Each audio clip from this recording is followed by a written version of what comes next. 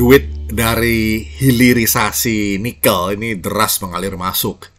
Tapi dari korupsi BTS malah menguap percuma. Pendapatan dari ekspor nikel mentah dulu sekitar 3 miliar US dollar atau rupiahnya 4,6 triliun. Lalu Presiden Joko Widodo ngotot menyetop ekspor mentahan. Ya ada protes di sana-sini pada awalnya.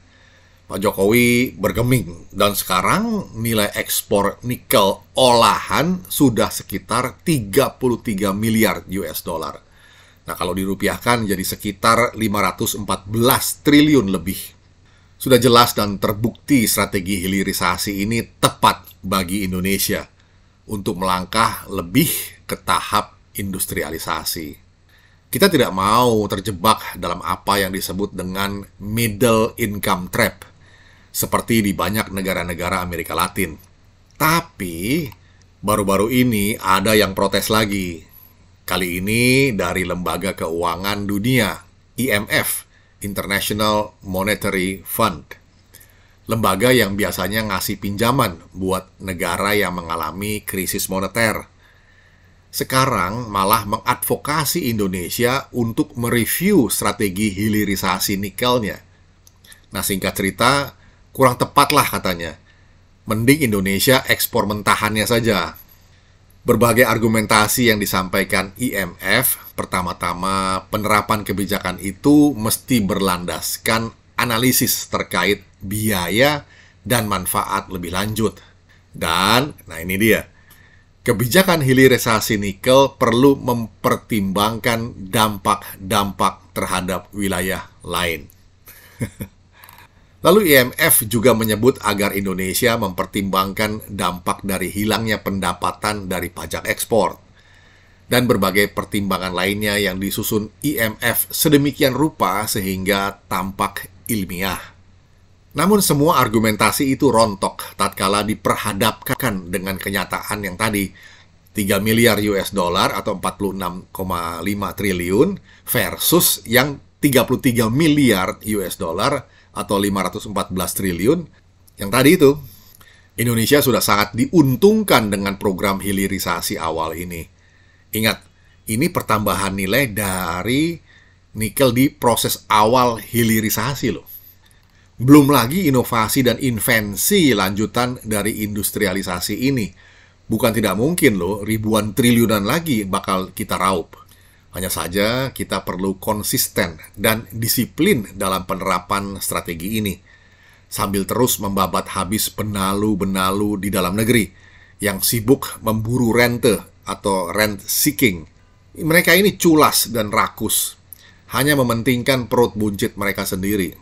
Para benalu ini tentakelnya kemana-mana, menggurita, meregam jalur eksekutif, jajaran legislatif, dan masuk ke ruang para penegak hukum lewat pintu belakang tentunya.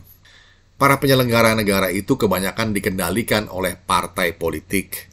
Bahkan ada yang tegas-tegas melabel mereka sebagai petugas partai. Petugas yang wajib taat titah penguasa partai. Setelah korupsi dana bansos di saat kita sedang mengalami pandemi COVID-19 oleh Juliari Batubara, lalu ada korupsi benih lobster oleh Edi Prabowo, sampai korupsi BTS oleh Johnny Plate, kasus ini ternyata mengindikasikan adanya konspirasi permufakatan jahat antara beberapa partai, multipartai. Nah, baru saja Dito Aryo Tejo yang baru menjabat Menpora dimintai keterangan soal aliran dana 27 miliar. Jadilah ia pelanggan gedung bundar kejaksaan. Sementara itu, kabarnya ada nama-nama lain yang kabarnya sekarang malah hilang dari daftar. Aneh.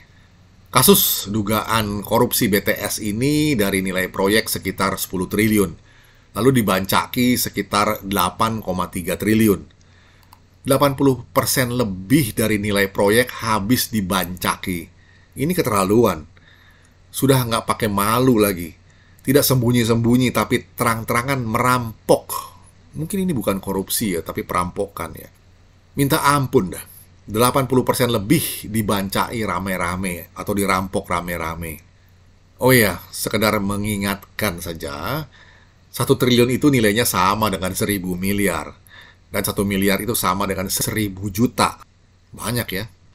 Sahabat, proses hukum mesti terus berjalan. Buka seterang-terangnya, kekurang ajaran para pencoleng ini sudah keterlaluan. Akhirnya kalau dipikir-pikir, betul aja kata Akbar Faisal yang pernah bilang begini. Kesalahan terbesar kita sebagai rakyat adalah memilih partai dan politisinya yang penuh dengan perilaku korup, lalu membiarkan dan memaklumi seluruh perilaku mereka pada setiap pemilu. Seharusnya cabut kepercayaan yang pernah kita berikan kepada mereka, lalu serahkan kepada pihak yang baru. Harapan harus selalu kita tumbuhkan dalam bernegara.